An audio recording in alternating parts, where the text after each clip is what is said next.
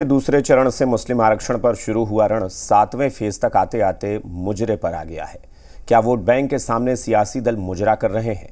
क्या विपक्ष मुसलमानों के सामने मुजरा कर रहा है?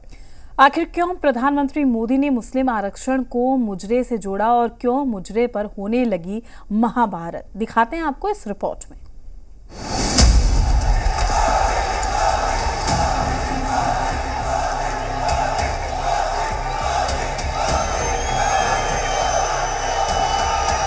उनको वहां जाके मुजरा करना है तो भी करें। एससी, एसटी, ओबीसी आरक्षण के साथ डट करके खड़ा हूं। प्रधानमंत्री जी बौखलाहट में आ गए। जैसे चुनाव आगे बढ़ रहा है वैसे भाषा में भारी गिरावट आ रही है। ओबीसी और एससी का आरक्षण ये मुसलमानों को बांटने का काम करेंगे। वो तो आरक्षण सबका ही बंद कर देंगे।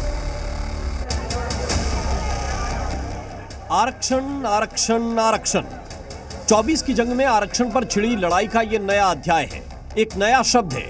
अभी 7वें चरण के लिए वोटिंग बाकी है, लेकिन आरक्षण पर उठी चिंगारी अब सिर्फ धुआं नहीं दे रही बल्कि आग का गोला बन चुकी है। आज पटना की रैली में पहुंचे पीएम मोदी ने मुस्लिम आरक्षण पर तगड़ा प्रहार किया। इंडिया अलायंस को अपने वोट बैंक की गुलामी करनी है तो करें। उनको वहां जाके मुजरा करना है तो भी करें। मैं एससी, एसटी, ओबीसी आरक्षण के साथ डट करके खड़ा हूं, खड़ा रहूंगा। जब तक जान है लड़ता रहूंगा। लुटेरों ने आपके हक को लूटा है। दलितों, पिछड़ों, आदिवासियों के बच्चों से, अति पिछड़ों के बच्चों से ये अधिकार उनसे छीन लिया और मुसलमानों को दे दिया है। माइनॉरिटी इंस्टीट्यूशन से जुड़ा कानून बदल दिया। आरक्षण वाली आग तो काफी दिन से लगी है, लेकिन इसे ऑक्सीजन दी बंगाल में ओबीसी के 5 लाख सर्टिफिकेट रद्द होने वाली खबर ने, जिसमें ममता निशाने पर हैं, जो ओबीसी सर्टिफिकेट के रद्द होने को मानने से इनकार कर चुकी हैं। लेकिन आज मोदी ने मुस्लिम आरक्षण के नाम पर विपक्ष पर प्रहार किया तो उसका जवाब आने में देर नहीं लगी। परिवार का जो मुखिया होता है हमेशा परिवार के सदस्यों के प्रति और परिवार के सदस्यों के उनके प्रति एक आंखों की शर्म होती है, वो नहीं खोनी चाहिए, वो हमेशा रखनी चाहिए। तो प्रधानमंत्री जी बौखलाहट में आ गए, भूल गए कि वो देश के प्रतिनिधि हैं, आपके प्रतिनिधि हैं, कि इस तरह के शब्द उनके मुंह से नहीं निकलने चाहिए।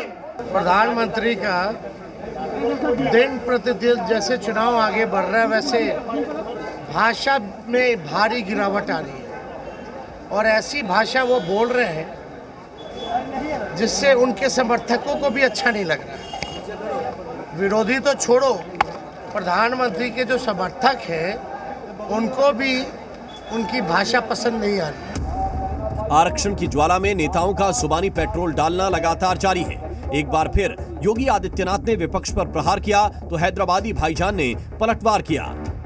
हम सबको याद रखना होगा, कांग्रेस और समाजवादी पार्टी का घोषणा पत्र कहता है कि सत्ता में आएंगे तो ओबीसी और एससी का आरक्षण ये मुसलमानों को बांटने का काम करेंगे। क्या आप इसको स्वीकार करेंगे? क्या हाँ, वो तो आरक्षण सबका ही बंद कर देंगे, संविधान को खत्म कर देंगे।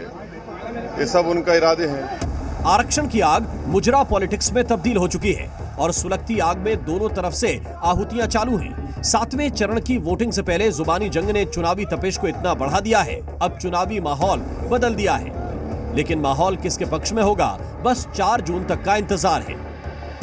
ब्यूरो रिपोर्ट, जी मीडिया। फिलहाल रुकते हैं छोटे से ब्रेक के लिए।